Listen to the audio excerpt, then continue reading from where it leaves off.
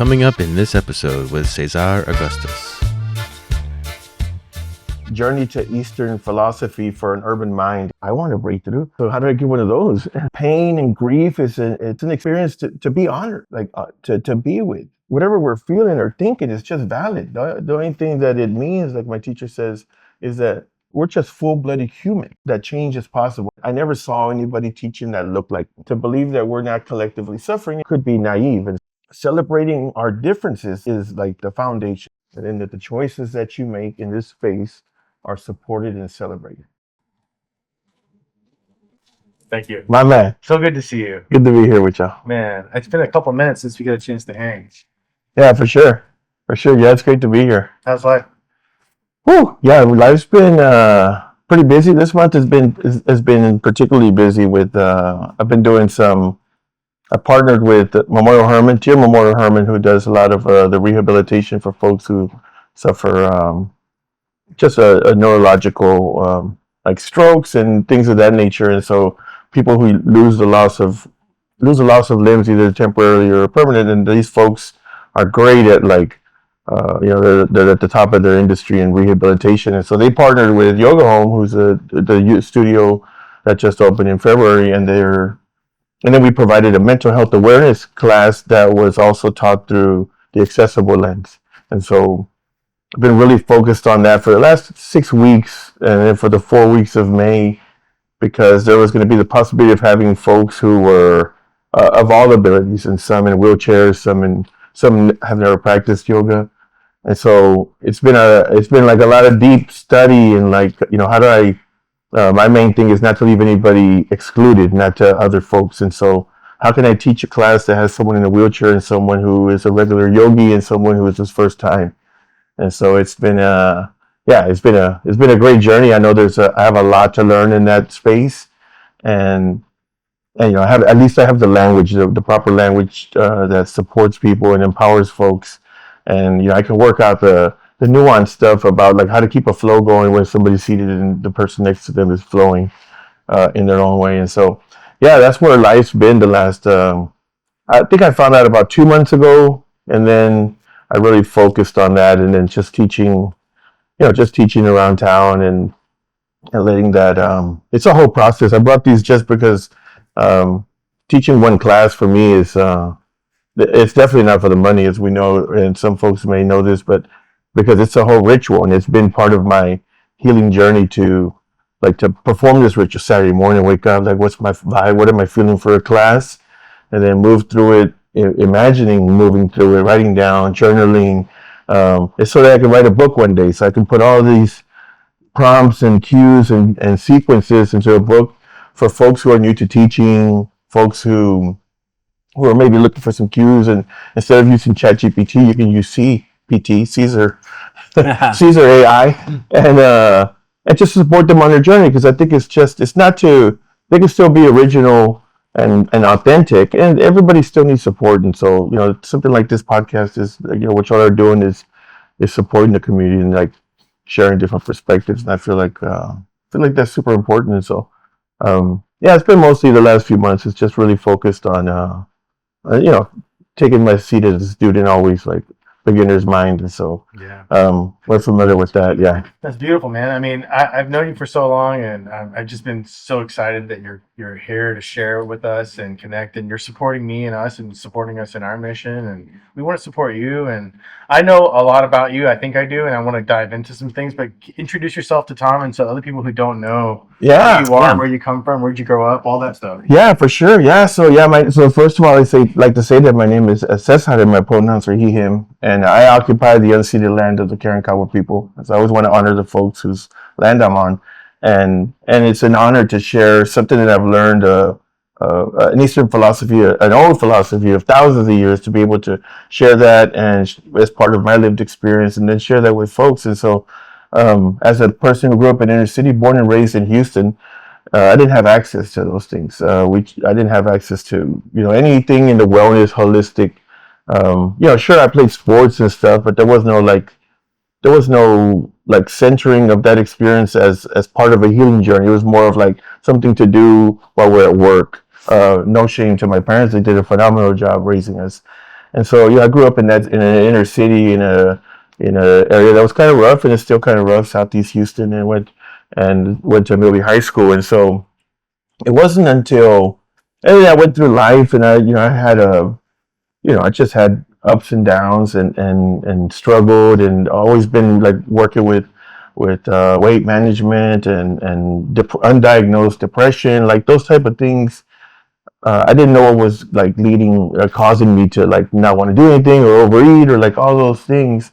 And so, and then little by little, then I found a gym to exercise. And I remember driving by Big Power Yoga, and on the way back, the gym was on the other side of I-10, and I lived in Midtown, so I would take the back roads, and I would see the sign of Big, and I would always think like, is that like a Weight Watchers place for like people who are trying that's what I thought, that the Big was so centered. And I never knew what it was, and until I saw a friend, Ryan Dove, post a video that he was like, he did this thing for 40 days and he had a breakthrough, and he shared very vulnerably, and it was my first time seeing someone who was like a cisgendered straight male share vulnerably, like from their heart. And then I was like, I want a breakthrough. And so how do I get one of those? And so give me one of those. Yeah, where did I buy that? And so I started to, and I didn't start going to yoga then. And so then I went on a trip to Southeast Asia, and January 1st, 2019, I practiced in Siem Reap, Cambodia. Was my first ever like official practice. I had done some little stuff here and there. Nice opener, yeah. And then I did that. Then I went to Chiang Mai, Thailand, did another one. And then I got back to the States like mid-January, and I went to Big Power Yoga, and I signed up immediately. I still remember who registered me, but I didn't go back to my first practice until a month later. Like it was, I parked in the parking lot many times, and it was just very challenging to walk into a space where it was very unfamiliar. Nobody looked like me. Everybody looked a certain way, and it was very intimidating. And so it took me a month until February 15. I walked in there on a Saturday at 2 p.m. Andrea Puller was teaching a 2 p.m. community class. They were free or $5 or something. And it was like the hardest 5 minutes I ever practiced in my life. And then I stood there. I didn't know what to do. I just stood there. And then later on, I learned that, take a child's pose and do those types of things. And so from there, it just evolved into like, I dove in, like I was getting access to something I hadn't had before. Like, teachers were sharing in the way that they teach in their unique way. I was like trying to receive things. Some things I was like, very blocked off. This is seeing a therapist. I hadn't started to see a therapist yet. And so I was still like navigating a lot of feelings and then resisting and blocking a lot of stuff because I didn't want to, I was just so guarded. I felt like I'd been hurt so much that I was like, I don't want to be hurt anymore. And so I would always deflect, I would, block people before I would even ask why they haven't texted me back. I would just avoid any type of situation that could lead to that. And so, it just evolved to that. And then I was like, well, I would love to be a teacher. And so then began my teaching journey. And so I still consider myself a student first. And I love taking other teachers' classes. You mentioned the other day, like, to teach, we got to have our own practice, right? It's kind of challenging, I think, to like not practice at all and then go teach something. And that's okay too. So people can do it, but I prefer to be moving and then, have that experience so then I can hold space for students when they're having their experience, not try to control their experiences. So very important to me to practice as much as I can. I saw you were practicing yesterday at the Eighth Wonder Brewery. I couldn't practice today. I have a hip issue that prevents me sometimes, not always, but sometimes I need to take care of it and pause. And so, yeah, that's been kind of my, the long story short version of this journey to Eastern philosophy for an urban mind is kind of how I see it. Like I'm this person from the inner city who's exploring these things that can seem dense or complicated or hard to understand. And I'm trying to figure out, like, how would I explain it to me? This thing I just read, this, like, is very, it just seems like something very philosophical. I do nothing and nothing's not done. And I'm like, well, what does that mean? And so then I explored, like, how could I explain that? How could I share this to my niece or nephew in a way that is accessible to them? Yeah. Because it's hard, like esoteric things or things that are, written in a way that sometimes can be challenging to understand for folks who haven't had access to that. And so I feel like my journey is to constantly be hearing things and then like, how can I reword that, reframe it in a way that's accessible to me, and then maybe can be accessible to other folks who it's their first yoga class. And so, and the journey continues. And like, I made it, I was telling, I don't know if I told Bob, I think I told Bob that, I wrote down on my marker board in January my aspirations for this year. I used to do like a lot of goal setting, but I've kind of shied away now. It's just aspirations. Similar, just a great word. A word that doesn't trigger me is aspiration. So I like to be aspirational, and I put on there "be on a podcast" was what I wrote on there, and then here we are. Okay, cha-ching, right? Manifestation. Okay. There you go. Put it out there in the universe, and then here we are. So yeah, I just had to have faith and trust. Is all I needed to have there. So write it down and have trust and faith, and not be attached to an outcome. And so practice that, and now here we are. Great. I really appreciate there's so much beautiful authenticity in that. Yeah, we've had, the story of big power threads its way through these different episodes, and just, I connected there 2018, so you said 2019. So yeah, because in my mind, you've kind of always been there, you've always kind of been in the place, and see you in kind of supportive roles too, like one thing that struck out, I think you were often there on Thursday night when you guys were, you and Michael were doing that. And like, you were always felt like people were always kind of drawn to you. They were comfortable around you. You created this real ease. What's going on with that? Yeah. Wow. That's a great question. That has been, wow. It wasn't always like that. So one thing that I've always felt, or I believe that I've had to navigate was like, how can I make folks or allow folks or support folks in being comfortable around me. Sometimes the body that I occupy, for some folks, they carry some biases that immediately they default to doubt. And I would like folks to default to trust first. Yeah. And so how can I do that is, be authentic. So be warm, care about what people are saying, follow up with them. It's just, and then I also have to be good. Still, I want to connect with folks, but setting boundaries is the key to that. And I think when folks see that you are good at setting boundaries, they feel safer with you because they know that if they set a boundary that you're going to honor it because you are a person who honors their own boundaries and is important to share those. It's not just to be a yes person and just to cultivate community. I got to make everybody happy. That's impossible. Like I would be sacrificing so much about who I am to try to do that. And so it's Og Mandino says he will show people he loves them not with words, with their eyes. With his eyes he will show. And so I try to embody that. It's like, how can I look at someone in a way that they just see kindness?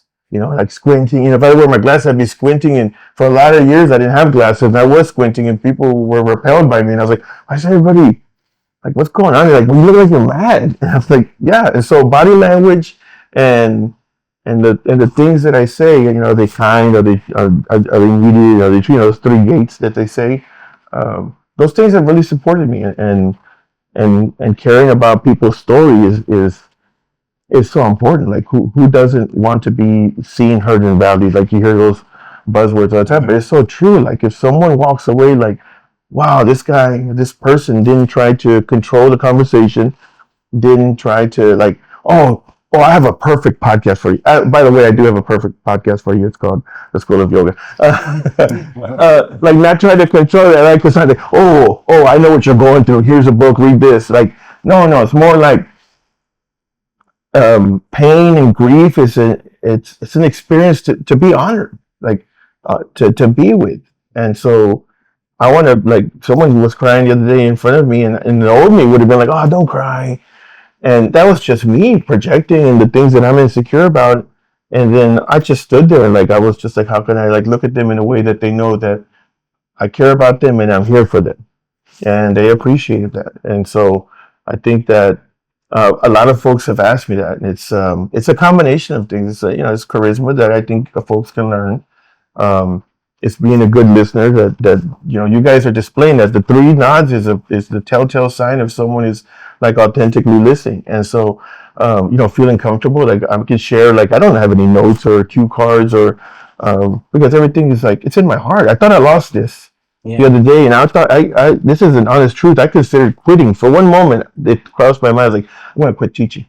Wow. And then I also thought, no, I'll never quit. And I say that to share that whatever we're feeling or thinking is just valid. The only thing that it means, like my teacher says, is that we're just full-blooded humans. It's all that it means. If it doesn't mean anything, it's that. And so, yeah, thanks for noticing that. And I hope that, I hope that people can see that that change is possible. I wasn't always like the most warm, welcoming person, not because I wanted to be angry, just because of my own unhealed trauma. And so I feel like if I can cultivate a space like, Bobby would talk about it in his Thursday class, that affirms our identities, that welcomes all cultures, that practices body neutrality, like those things, like people have been harmed by those things. And when you can create a space where they don't feel invisibilized or dismissed, well, that's a breeding ground for love. Like that's a fountain of, like a nectar that we can all steep ourselves in. And so,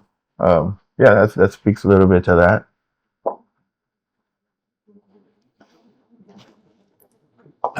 We've talked a lot. I mean, there's so much you just said there that's just resonating with me. But we've talked a lot about the comparisons between a yoga studio and a school. Both are places that have classrooms. Mm-hmm. Both of them are learning ecosystems in different ways. Both of them have students and teachers. Yeah.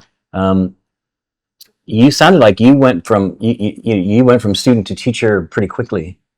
Yeah. What was the biggest change for you? When you started going down the teacher path, did things change, or maybe I'm making an assumption there that things changed, or did things just amplify? Or can you talk about that decision to move from student to teacher? Yeah, great. So, great question. So in my journey, I was like, so the thing that I've worked with, struggled with, navigated, is that I never saw anybody teaching that looked like me.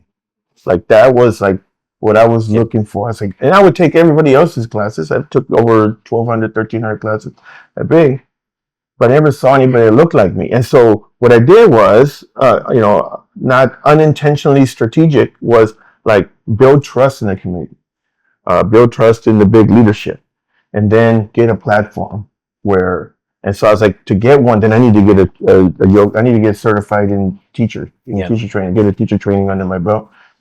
And then if I need to audition, which I did, and then, audition and then get a chance. And so when I decided to become a teacher was because I saw what was possible with this practice. And I think I would think if I was going to be like a school teacher, it would be because I finally figured out why Algebra 1 is so hard. And now I get to teach, and maybe I can teach someone how to have those breakthroughs that were so challenging for me. And so giving people access to something. And then someone told me the other day, and I never thought about this, but I was preparing for a class, and I had my hat, it was one of those fitted hats, and it was turned backwards unintentionally. And then the review that I got was the student said that it was so nice to see someone, like a person from their neighborhood, with their fitted hat backwards was their thing. That made them feel, that made them feel at home to see, it wasn't like, and other teachers are great, but sometimes the image, y'all talk about the westernization of yoga, sometimes the image is of something that is a small percentage of the shape of the world's population. And so it's hard for sometimes people to relate to that. And so I hope that someone will see and say, oh, this guy has like a little limp and he has a bad hip and he's still teaching. Yeah. And he practices and he's continually studying. And so that was like that was my original goal. And so I'm grateful for like walking in the door to big and then building the trust through charisma, through like actions and then giving a chance and then like being asked questions like, hey, what picture do you want for your flyer? Like Lene would, like being centered is so important. And so how can I center like in a greater scheme of things? As a student, I can center the person sitting next to me, like, yeah, I'm so glad you're here, it's a great practice. But as a teacher, now I get a chance to center like the whole thing. The whole, for sure. And then contribute to that collective healing, which is that's the best way for healing to happen collectively. And to believe that we're not collectively suffering, would be, could be naive. And so I feel like being able to offer that, being able to like getting trained, getting certified, continually reading, continually studying, like what can I do? Not as an obsession to have plaques on the wall, but as to be of service, to be that servant leader, they say, is to inform myself and educate myself. And then, I'm under an obligation to think the same way that I did 5 minutes ago, and having that mentality. And being wrong is a great thing. And so how can I do that? It's like, if I can be a teacher, I can be up there, and then I can center experiences. Maybe someone will say to themselves, I want to do this also. And so that's what really drew me to wanting to be a teacher. Not like clout or any of that stuff. It's people compliment, and sometimes people say that shavasana is too long, and that's all that's all fine. Might be, yeah. Yeah, and that's all fine. And so it's not for those things. It's for the one person who didn't tell me, and then they got home and they had a breakthrough and didn't share it with anyone, but they're happy about it. So it's those acts of the selfless service, right? Not being attached to the fruits of our labors. Sounds like listening to you that is it true what you just said? In my head I'm hearing like the aspiration is this collective healing experience. Yeah. So there's individuals participating, but that in its ultimate manifestation it's social. Yeah, for sure. I think that's one of our sort of this idea that a lot of times I think when we talk about wellness, it's kind of very individualistic, and can get almost precious at some level. But I think wellness has this just huge social dimension, right? And I think that's what we're seeking. That's what you're talking about in the studio. I think that's what we're seeking at school. Mm-hmm. Where okay, there's challenge, there's struggle, there's learning, there's starts and stops, but at the end of the day, it was just in service of something. That if you could get people to release into that, it's super powerful space. For sure. I think that like some of my deepest connections with folks from traveling is like the folks that I did a really challenging hike with, because we were in that thing together. We're cheering each other on. Or the time that the bus took 13 hours, and I got to know everybody in the little shuttle from Antigua, Guatemala to the beach. Those things, those are collective healings, and the person that there could be some people that just want to read the book and not be bothered, and I think that's perfectly fine also. But there's a lot of folks that are seeking ways, in whether it's elementary, middle school, high school, they're seeking ways to connect, and the facilitators can support that by creating things that are communal. A table where we all eat together, less single table situations, right? Mm-hmm. A hostel is a great model for building community, because if you walk into the dining area, it's huge tables where folks are like, even if they're extroverted, they're going to sit next to someone, and it's a buffet, and it's it kind of, there's not a lot of places to isolate in a hostel, and they're intended to be community builders, right? And I think solitude is part of building communities. And there's times not everybody can be in sensory overload for the whole time, right? Like it's not sustainable. So I love connecting with folks, and I love alone time. After this, I'm going to go play in a poker tournament. Nobody's going with me. I'm going to be in my element, and then when I finish, I'll go home and take a shower, go to sleep. And so, right, what are you doing? Texas Hold'em? I'm gonna play. Yeah, I'm gonna play some Texas Hold'em. It's I did it last Memorial Day, and I made the final table. So I was like, hey, sounds like a very Texas thing to do. It is a very welcome to Texas. That's it. Yeah, we're recording on Memorial Day. I got my Cornell Axe shirt on. The Big Red in the national final. That's right. In a few minutes here today. So I know we got a lot of Cornell lacrosse fans out there. So band together for it. Yeah. What's the go Big Red? Go Big Red. That's it. That's it. Who was first, Nebraska or y'all? We're playing Maryland. Nebraska. Oh well, as far as the y'all been we've been probably Cornell's been for a while. The 1800s, for sure. All right, well, good luck to Cornell. Yeah, and good luck in the poker. That's right. Thank you. That's cool. I love the range of possibility here. That's right. Yeah, that's right. Yeah. Chaturanga to all in poker. Yes, they're similar. Mm-hmm. There's some similarities there. Yeah, for sure. There's a couple. There's so many things that are coming up for me. A lot of my brain. I love to be in that manifesting generation space. That's my default with my my design, Yeah. my astrological design. And so I always like to kind of ponder this vision of like the future school that's healed, that's helping people heal, lifting humanity. What are some of the elements do you think that would be in there that you would add or make sure you would build? Or Yeah. Great question. I think that when I see families, when I travel abroad and I see families who are white presenting in a Spanish speaking country, all I think about is like, wow, what a gift to their kids to expose them to just so many different cultures, to have diversity, to see the humanity in that it exists, and it's not just so isolated like Europe can be sometimes here in the States. So I think that a school that has a foundation of like, hey, we have philosophy, and it's all the things, like, it's Buddhism, it's yoga philosophy, it's Christianity. It's like, just exposed, because if we really look at those, like, from what I've learned, is like, none of them say don't be compassionate, none of them say don't be kind. Like, that's just not. Every single one is rooted in taking care of your neighbor. It's just folks have been learned in a different way. I was raised Catholic, and so that's all I knew for a long time.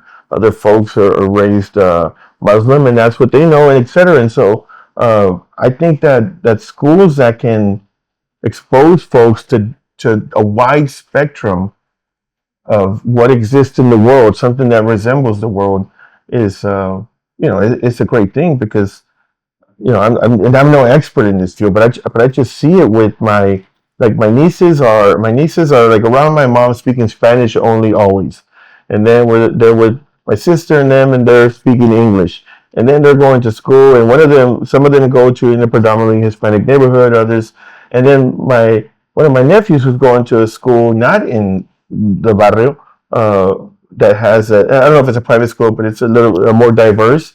It's so interesting to hear him speak and how he carries himself. Not better, but just he's more open. I'll never forget when he was 3 or 4 years old. I was asking him about what color is that and what color is that, and he was telling me.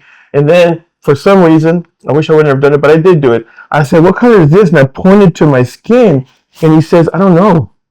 And it blew my mind, and I knew never to ask that again. But I was like, oh man, it was the proof to me that it is a learned thing. Like, it's a conditioned thing to like start to create a hierarchy of skin color. And so he was like, he didn't know anything about that, and I was like, yeah, great answer. Like I love that. And so I think diversity in school, and then what's being taught, right? Some folks are going to think something is like shouldn't be taught. It's always going to happen, right? And so a board that doesn't see things like that doesn't see things, this can see things in a non-binary way. Like, we don't have to be so yes or no, right or wrong. Like, hey, we're just exploring at this school, and then the student will choose. Like, that's how it should be, right? I shouldn't have been baptized without my consent. I feel like they should have waited till I was of age and then say, hey, do you want to be baptized? Then I would have said yes or no. But in my upbringing, it was it wasn't a choice for the child, as far as I know. And so, yeah, I think a school like that is grounded in the true philosophy. I think even in Christianity or any of those, that you can find philosophy in there that is supportive of like the upbringing of today's youth. Like, I don't think there's just like one right way to do things. Yeah, that's beautiful. It reminds me of like one of the pillars that I have as a parent with my son. Uh-huh. It's not my job to teach him baseball and make him go down the baseball path or football or soccer. It's for me, I claim that it's my job to expose him to as many different sports as possible, and he can choose. Mm. And that goes to anything, whether Yeah. it's academic paths, whatever things Yeah. there are. My job is to expose them to as many things as possible and Yeah. choose. And that's so pure that you said that, because if I'm thinking about a school that I want to create or do something in the future with the community, it brings that point right back in. Our job is just to create an opportunity for everyone to be exposed to the diversity of the world. Mm-hmm. I mean, Tom could tell you a little bit about his academic journey, and it's. I mean, go ahead. You can speak to that piece about taking your family around and.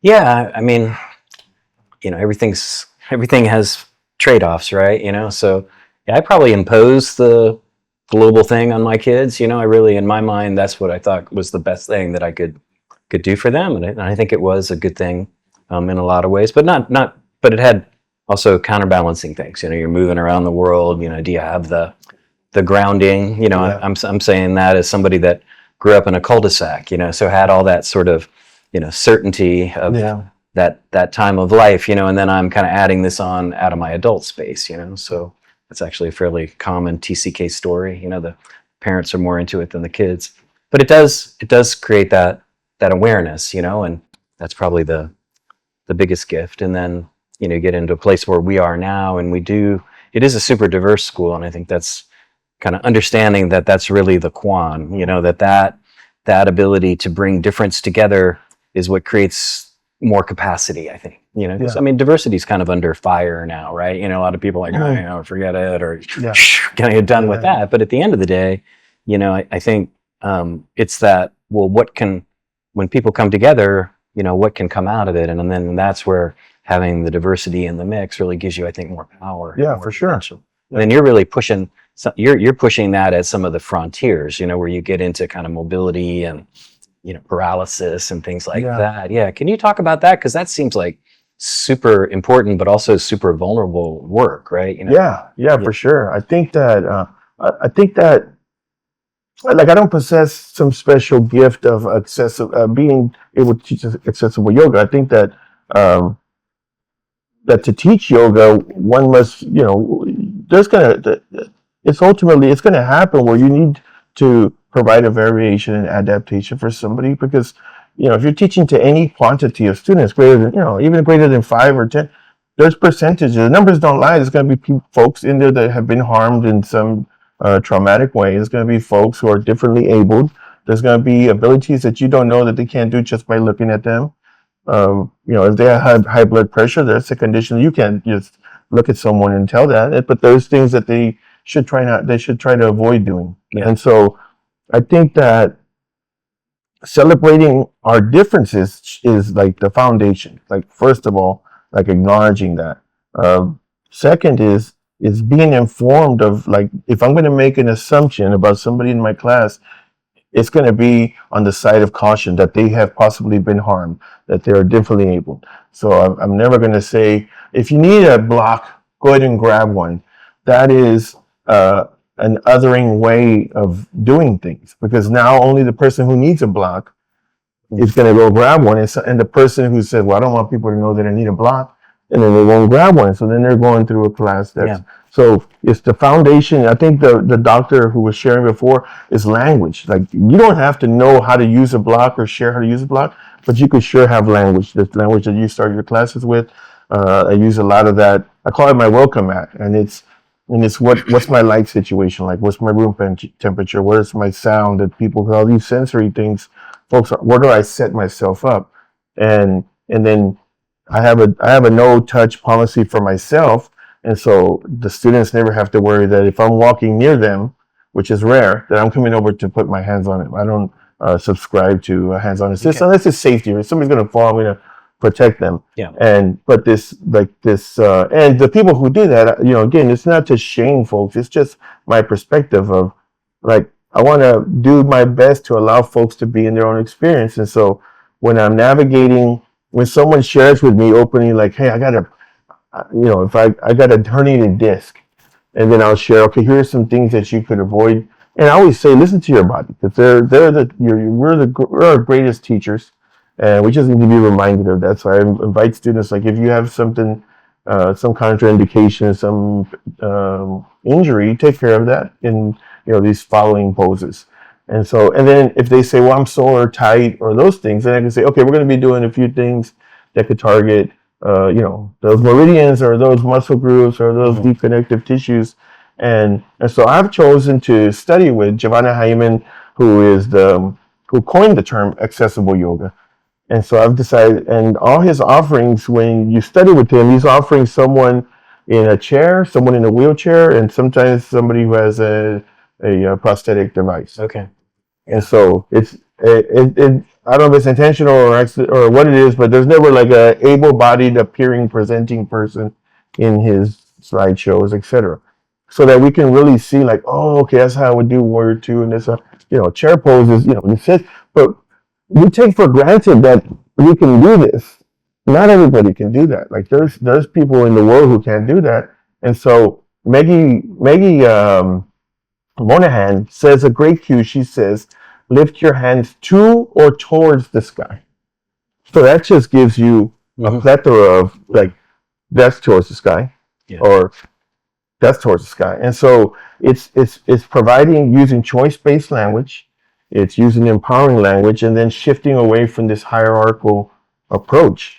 And so it's using language that hierarchical, meaning like if you want to take it to the next level, close one eye and do those these things, which are not like they're not harmful, but there's someone that they may not that may not benefit from that type of cue. I side more on the somatic approach, so I'll say like notice the sensations in your side body with your hands in this shape. And so more of the coming back to this embodying experience, because life sometimes creates situations that create a disembodying experience, and folks who have been traumatized sometimes find it challenging to connect with their body. And so a more somatic and trauma informed approach is to allow people like, what do you feel and where do you feel it, is a cue that one of my teachers uses that I love to use also. And so a foundation in trauma informed yoga, which is like super important. I'm a survivor of childhood trauma, and the numbers don't lie. There's one in four girls before the age of 18 will experience sexual assault. 1 in 6 boys before the age of 18 will experience sexual assault. 50% of domestic partners will experience intimate partner violence. And so those are traumas that impact folks and how they can even walk into a door to some places. So I like to say, acknowledge yourself for showing up on your mat, because I know that sometimes that can be the hardest part. And then you've done all that you need to do today. Everything else, if you want to do anything else, that's great. And then that the choices that you make in this space are supported and celebrated. Like that kind of language allows someone to not feel shame for staying in Shavasana or side lane Shavasana or child's pose the whole class. And so it kind of destigmatizes this feeling that if you're resting, you're not doing nothing. Like Right. Like what is that? So shifting from that, and so I try to do that. I try to teach about prop use. That's super important. There's not a person that I know that practices in the studio not on top of a mat. But what's happened, it's been so normalized to use a mat that now people don't consider it a prop. And it is. I would invite anyone who thinks it's not a prop to not use it. And but we use it, right? Because it helps our knees, it helps us grip, it does all these things. And a block isn't just to help you reach the floor. Because try to stand on a block with 1 foot in eagle on the tallest height. And so it's not, we don't have to see it as, oh, it's for people who need support. It's just for different variations of poses. That's all it needs to be. And so we can use that language to start to change the conditioning that blocks and props are for people who can't do a normal practice, because what really is a normal practice. And so just showing up is great. And then the Bhagavad Gita 2.48 says, on this path, no effort is wasted, no gain is reversed. Even a little of this practice can shelter you from great sorrow. So even a little of this practice. So we decide what a little of this. I got to the parking lot. I couldn't walk in today, but I did my best. Tomorrow I'll try again. That's fantastic. Or I did a handstand. Phenomenal. And so I think that yoga. This is yoga. Like there's like it's a 8-limb thing that's been turned into like, nobody would say like, oh, I'm going to watch the sports championship today. But you wouldn't say that, right? Yeah. You would be specific. And so I'm going to do yoga asana today, or yoga meditation, or these other, or I'm going to just concentrate, or I'm going to study, or I'm going to do these things, because it's so much more than like, oh, I did yoga today. No, you didn't. I saw you were just sitting there. Like that's what someone might say, but it's just not true, right?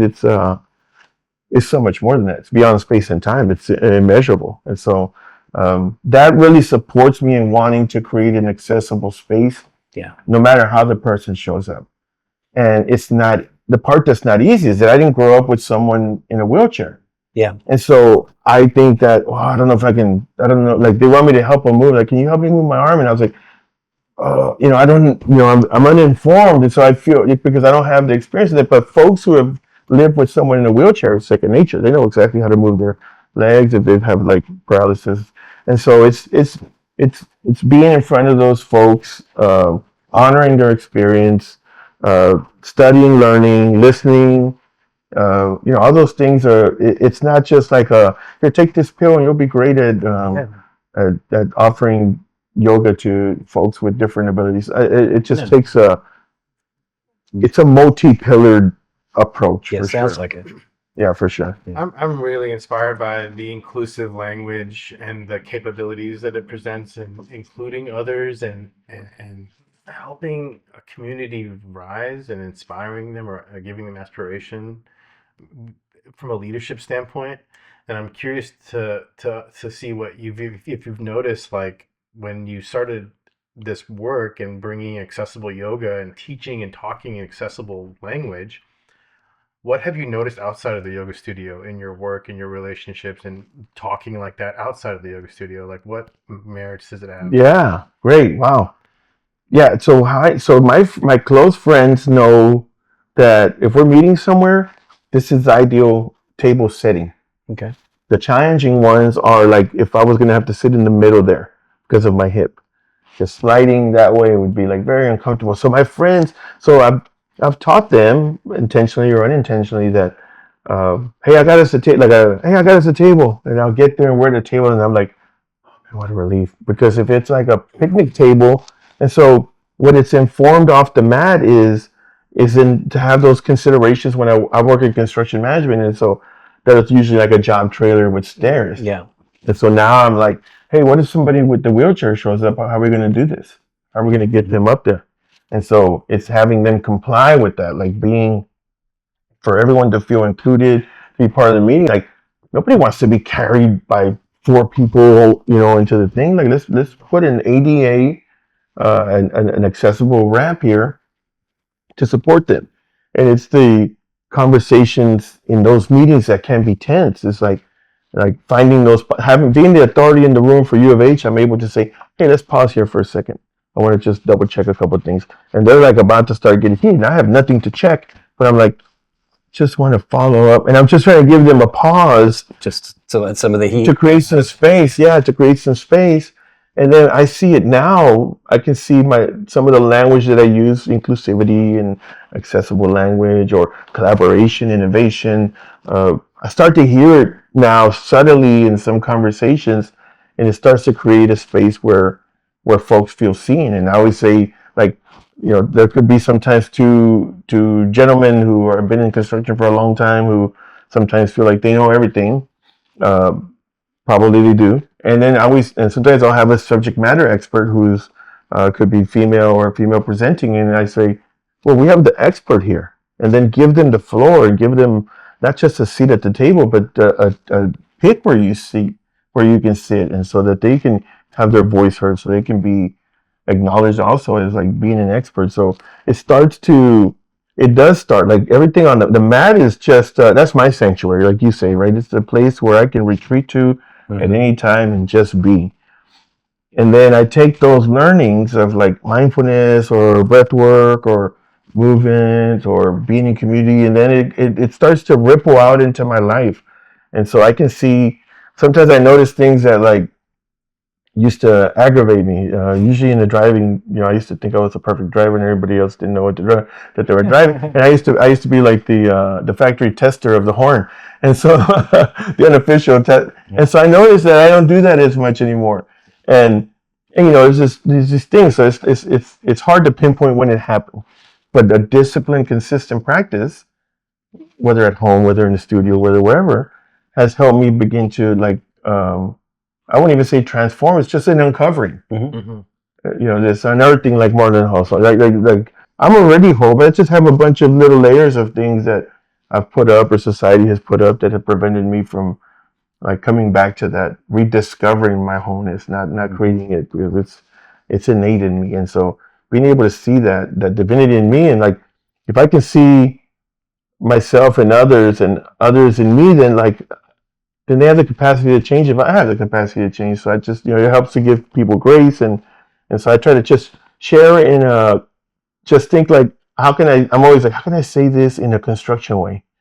Because as soon as I say yoga, it repels folks, and they're like, save that, blah blah blah. So construction and mindfulness, or mindfulness in construction. I say that sometimes too, or I'll say like present moment awareness. I do this thing that people are like, what is mindfulness, and what is that, and like how do you describe it? So having tangible ways, I think, is super important. So I'll do this exercise with y'all. So in a moment, I'm going to ask y'all behind me. I haven't looked back there. I'm going to ask y'all to scan back there.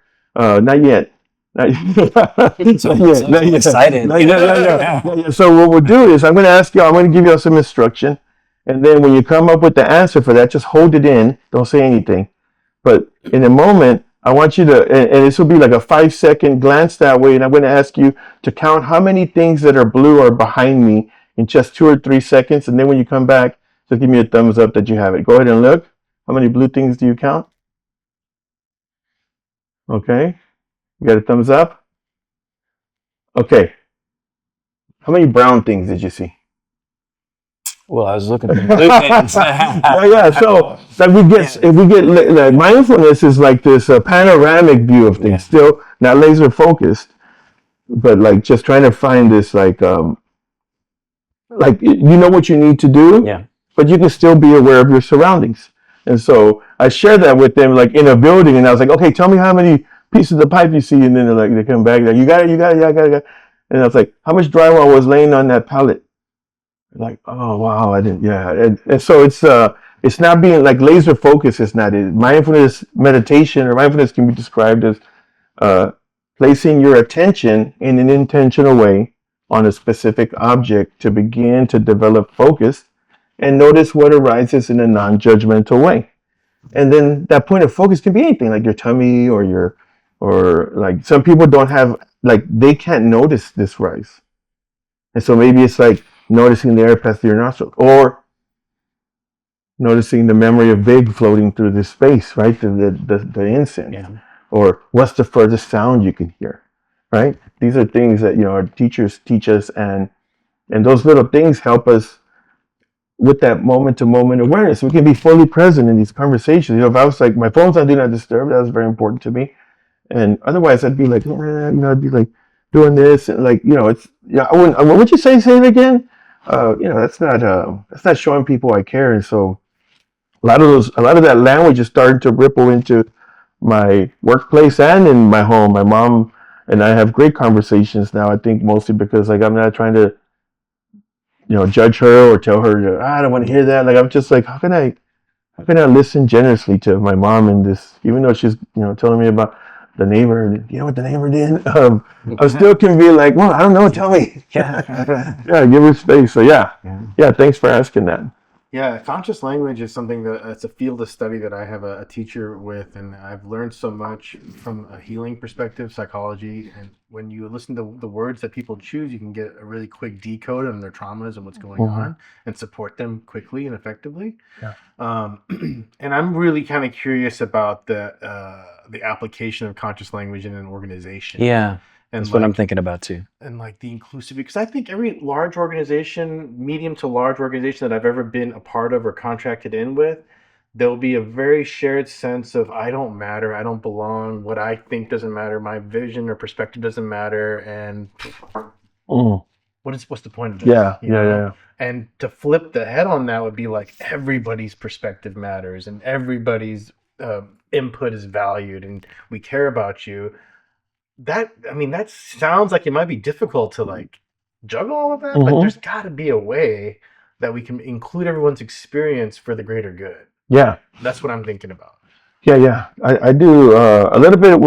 I'll go back to language again. So I just did a presentation for a construction kickoff meeting. We're building a new 9-story, 8-story dormitory, 1,000 beds, and we do this construction kickoff meeting that kind of sets the tone for our meetings and, get on the same page expectations wise. And one of my first slides is the purpose. and it's like to share some of our guidelines and expectations, but also to remain fluid and collaborate and be open to new ideas and innovate. And so that it first it sets that, okay, and that sets the tone. Like that doesn't mean it's going to happen, not yet. And so that I start with that, and then I'll share. Okay, I'm going to share these things we do a certain way, but there's some flexibility. And I say, does anybody have any ideas of how could do that differently? And then whatever they say to support it, like, great, I got that noted. We'll explore that. What, anybody else? Well, got it. Instead of, yeah, we tried that. That didn't work. That would like nobody else would want to share. And so it's starting with language and then creating an environment where people feel like their thoughts or their opinions or what they're feeling really matters. And then that leadership truly shows that with their actions. And so they come to meetings asking, before I get through my agenda, does anybody have anything they would like to speak about? My boss does that really well. Anybody want to? And there's still people who won't speak up because they don't want to. I've had people tell me like, hey, can you bring this up? Yeah, absolutely, 100%. Because not everybody is comfortable speaking, and so it's learning to cultivate those spaces where people aren't worried about saying the wrong thing or making a mistake. Like if you can create a space where that is possible, then people are going to say, hey, can I get Fridays off? Like they're going to just say what they're really thinking. And that's what we really want in this space. We want to hear what they're thinking. Like we may not be able to do it, rather than like people are just here and they're just like scary doodling and like, more is possible when we can collaborate and innovate, not shame people. There's no wrong answer. There's no stupid questions. That's an old adage, but cultivating that in a more modern way, right? Because we don't have to use the same old cliches. Like we don't have to use those old buzzwords. We can talk about like, hey, before we start, let's do a mindful moment. Like, who wants to share something special that happened this week? And then they'll share like, oh, beautiful. And then we share, and then they share like, okay, let's just pause here. Just imagine what they could have felt like during those few moments. And then they take a few breaths like, okay, perfect. All right, we'll start the meeting. We're going to start with safety. And now, everybody kind of with the shoulders relaxed. People are like, hey man, tell me what happened. Like, I want to do that with my, it's always relatable. When you have 15 people in a room, someone afterwards is always going to say like, hey, what was that place you said you went with the jet skiing? And they let you, like, someone's going to be interested. So creating a space where it's not just so transactional, just so like, all right, today we're going to talk about this and that's it. So creating spaces that people really feel comfortable sharing and be like right now. I mean, I feel the most comfortable sharing right now. Like I feel like, I didn't give me any rules. I didn't give me any restrictions. Hey, don't talk about this. Hey, don't wear that hat. Like there wasn't anything. And so that's freeing. We can listen people into being. Like it's so true. And so I love that. Listen to people. That was kind of one of the titles of one of the recent podcasts. Is listening is the teacher's way. Yeah. Right. The greatest way to be a teacher is to listen to your students, even though they're not speaking. That's right. That's right. We can double click on that. That's right. Yeah. Double click on that. Well, what do you think about in terms of like being a leadership at a school? In leadership at school, how have? Well, I think the language part is huge. Like I learned so many different lessons about it. From the leader point of view. I think a big one for me early on was I remember I was living in Utah at the time. And we lived right down the hill from the university. So we'd walk up, go to University of Utah football. They hired this young guy, Urban Meyer. He became a very famous coach, but he was young at the time. And he was like on his first week of the job, and like 2 football players got caught shoplifting in Salt Lake City, and the news was all like kind of, making a deal about it. And they kind of flashed to him in the press conference. And he's been on the job for a week, and he's like, he kind of just said what happened. He says, hey, that's not Utah football. And the thing that struck, I kind of was like, well, what do you mean, man? You've been here for like a week. But then I realized he's just creating a reality with his language. He's taking the moment and he's just saying, hey, I'm going to kind of create some boundary or create some expectation about what it is. And I've always thought about that a lot, that there's so much power in those moments. And then, what you choose to say. I know in my work, I try not to say a lot, in the sense of, I have lots of opportunities to talk, but I try to make them pretty crisp. Trying to say something thoughtful, trying to more and more just loving and emotional, like really just. And what I find is the shorter it is, the more powerful it is usually. Same thing in yoga class, beware the speech at the front that goes, longer than the class, but the ones that really hit seem to find that strike zone, there's enough content there, and then it's like, okay, let's go. And then spaces for the kids to speak in school, I think, is huge. And, I can look at like kind of the work that Bhavan's doing in his class is creating a space where they can just speak, right? And that's huge. We've talked about trying to have town meetings, which would be another way. Didn't quite get that on the table for this year. It was one of my goals, but we didn't get there, but I'm pretty sure we're going to get it next year.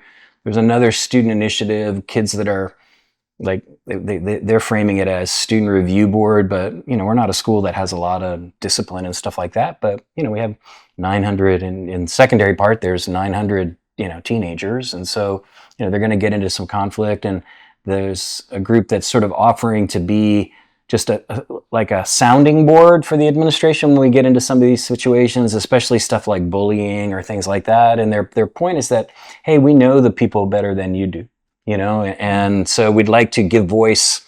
We'd like to give voice to that unvoiced experience in your model, where we administratively intervene into something, which I think is pretty healthy, right? To me, that's a healthy sign of the ecosystem. Even little things like a newspaper, do they write stories or do they not write stories? And do we have our kids feeling like they can use their voice? Right. And so there's a lot going on in that space. I think a lot more we can do, but just being able to talk, I think, is really valuable and oftentimes not too present in a lot of at least school organizations. Yeah. I think that's great, because you don't in like yoga classes, you think that a student thinks they can't say anything, and a lot of times, like there's not, like Janan was really good with asking questions, like sometimes rhetorical, but sometimes specific, and we never knew which one it was until she told us. And I think there's space there. Like I'm not one to ask students, how are you feeling, especially like 15, 20. There's a lot of students. I could get a variety of answers. And so, but there are some teachers that do that, and there are some students that are like, I don't feel so good. I feel terrible. I've had a rough week, and I'm looking forward to, like, sometimes people share that, and I think that's beautiful. I haven't found a way to weave that into my teaching. I do a lot of mine. I get a lot of conversations with students after my class. Yeah. I've shared things they want to ask me about, certain cues or certain things that I said, or a poem, or like I'm always trying to figure out. I'm always just trying to share a wide spectrum of things, so that if it's a poem, if it's a cue about the body, or somatic cue, or trauma informed cue, if something lands with someone, they'll share with me. But I think it's great to create a space where the teacher student dynamic is it's always been like, if the teacher says stand up, the students stand up. If the teacher says sit down. There's that power dynamic that exists between teacher and student. But if you can, in a respectful way, level the field of communication, where, like, I know you're the student, but I know you also have something valuable to share. That could have exponential gains, or just, it could do so much good for students who are, like, at the stage of their life where they're evolving and finding their way. To be able to have a voice is important, because then you get to the workplace and you have to try to find a voice, and you're supposed to already have one. And so it's being able to share openly and not feel, and it just has a ripple effect, and they create that kind of space because they've been taught something that was helpful for them. I feel like that's my teaching, is like things that I've learned from trainings or other teachers. Like, I may sometimes say the same exact thing, but because it's powerful. I don't think that we have to reinvent the wheel for every single thing. I mean, but yeah, it's a beautiful thing, I think, for students to be able to be in a space where they can share, especially, if they're evolving from, elementary, middle school, going into high school and stuff. What are some of your other goals, aspirations, rather, for the work that we've talked about in your future that maybe is outside of construction management? Yeah, for sure. So what I'm working on right now is, so I really want to create, there's a couple of workshops that I think that I've been trying to figure out, like, what do I want to share? Because I have a lot of information. I could never share that in one class. So I want to have, like, Series or something? A series, and maybe, like, it would be trauma informed what I would share, but I would change the language to maybe like a compassion compassionate approach to practicing and teaching. And then in that, I would share ways to soothe your nervous system when you're dysregulated as a student or a teacher. And that can work here or at your job or while you're driving or at family reunions or, all these places where folks can get dysregulated. And so I want to working on a workshop. I have a few partials. It's not that far from being complete. And so that's something that I really want to share because I really feel like it should become a part of every 200-hour yoga to be a module for trauma-informed yoga and accessible yoga. At least, a foundation of like, here's a few things. Because so we can start to move from things that have made people feel like this practice isn't for them. Would you say that from a healing standpoint, the yoga practice has had a profound impact on your life? Absolutely. Would you say that? Oh, yeah. Yeah. So why wouldn't we want to share that with everybody? And so the way we share that is we make it accessible to them. How we make it accessible, inner city outreach, things like that. And so I want to create a trauma-informed practice so then teachers can have some language that they can use. Here's, instead of this, say this. Instead of saying, I put it in my Instagram story today, instead of saying, for the fullest expression of this pose, you could try this. Instead of that, we could say, take notice and do what feels good in your body and in your heart. Like that's an expression that I want to offer to folks rather than like reach your fingertips higher or internally rotate something to make some, I try not to use those as much as I do. There are some physical cues that I use. A lot of grounding ones, like press down on the big toe mounds or press down on your heels. Like those are great grounding. I feel are great grounding cues. And so I'm really working on some workshops so I can offer that. I have a book, so I'm going to write a book, like I mentioned. So the last practice in this one is 131. So there's 100. And this is the second one, so I started on 36, and so my vision is to create, there's one, Meditations of the Heart is like a 1-year book, so this would be like a 1 year, and so these are journaling cues, journaling notes, they're always on the left is like something I was reading, and then here's my sequence, and so it's like a multi-purpose, so if you're a teacher, you're looking for some sample cues, or it's going to have pictures, or if you want to have a home practice, here's Dali Shavasana, I would have a demonstration. And then I have these cues. And so it's always like, it's just, you could just tell me when to stop. No, man, I'm totally into this. No, just tell me when to stop. Just say, tell me when to stop. Okay, now. Okay, now. Wow. It says, apply gentle, sustained pressure. All right. That's what it's, that just that one cue there, but then you go through, there's other ones. Grief is not a problem to be fixed. It's an experience to be carried. It requires strength, not weakness, to be vulnerable. These are like cues that, like I've read, or like I've evolved, or like things that I've heard, I love that. So I feel like that's valuable. And so I want to create that, and I thought I lost this, and so you can imagine what that felt like. And then when I found it, it was instantly, I'm no longer attached to this. Like it was just so interesting how I created. Like I was a source of, the suffering that I was creating it. I was imagined, like the Stoics say, right? I suffer more in imagination. And so, yeah, some of the projects are some workshops. Folks can follow me on my socials if they want to see that. And what are the socials? Yeah, my social, for my Instagram is Cesar, CESAR_Saunters on Instagram. And I post there where I'm teaching and currently offering trauma-informed yin at the space between. On Saturday at 6 p.m., it's a 75-minute class, offering Moonlight Yin, which is just a yin class at night at 8 p.m. at Yoga Home on Thursdays, 60-minute. And then I teach at a gym at O Athletic, which is not that far from here, on Shepherd. On Thursdays, also 6 p.m., it's a Release and Restore.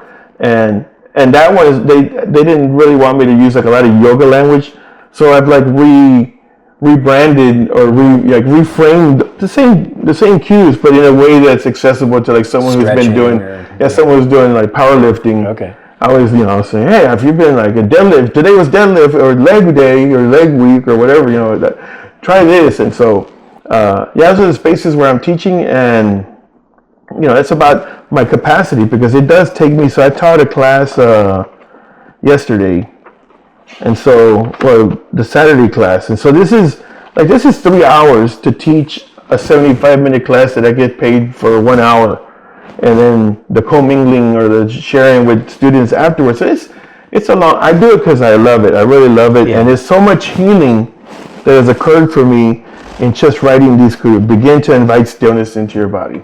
Like, I write that down and I just pause and I'm like, what's that like for me? And it's different for everyone. And it's not stillness. I say this in class. It's not stillness like a statue.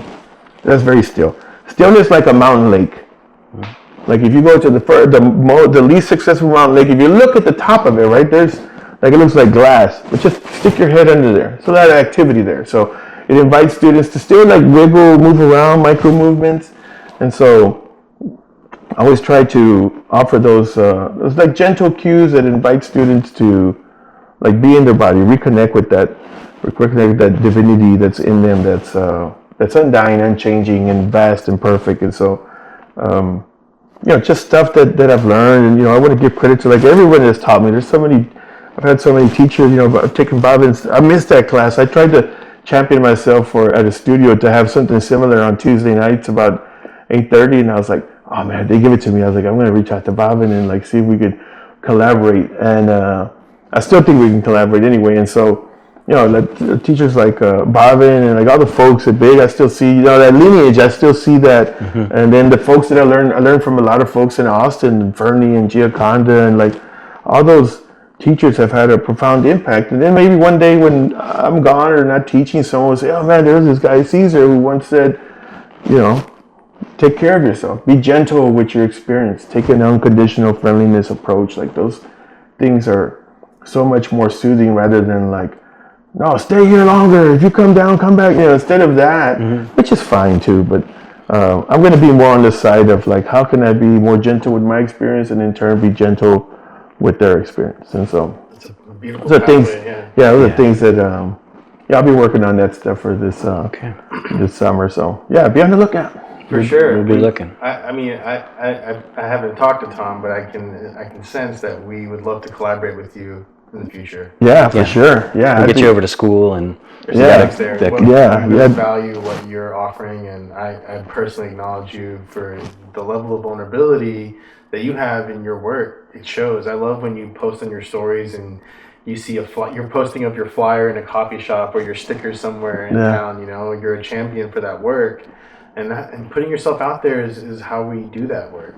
It takes a lot of energy and vulnerability and love. Yeah, thank you. Yeah, it does take. I don't mind being perceived as cringe or, like, all those buzzwords, because that's where, like, shift and change happens. Like, in those, like, outside of your comfort zone, or where there's, like, people might say, like, why do you have a caricature? Because that's what I felt like I needed. Like, I wanted to make a caricature of me, and I paid someone in Brazil to do that for me. And so, I drop those anywhere that's sticker friendly. I'm not just I'm not just dropping them, in random places. All right, we're gonna get some. If you ever go to school stickers, man, we're gonna do that. For sure. Because, like, somebody came to my class and he says, hey, you don't know me. And I was like, okay. He's like, and there's no reason why I should be here. And I was like, okay, well, you're here. He's like, but I was buying shrimp fried rice at Hui. I think it's called Hui on Richmond, a Vietnamese place. He's like, and I saw your sticker, and I thought that was a sign. And so here I am. So he's been to my class. He came last week. Okay. He came a couple of days ago for the second time, and he brought some friends. And then I didn't have any stickers. From a sticker. And so, it's my own way of, like, branding, putting it out there. People, think it's funny. I give people, friends will message me or text me like, hey, I was just at Segundo Coffee Lab and I saw you. I was like, hey man, that's where I am. All over town. I'm doing it the old school way. I like it. Flyers. Yeah. Soon, if you look out when you see your plane, you might see some little leaflets dropped. Crop circles. That's awesome, man. Well, God, just really appreciate your time. Really appreciate your message. Really appreciate you. Thanks for being our guest and for being our friend. And I look forward to doing something together. For sure. Yeah, thank y'all. Yeah, it's been great, and thanks for the platform.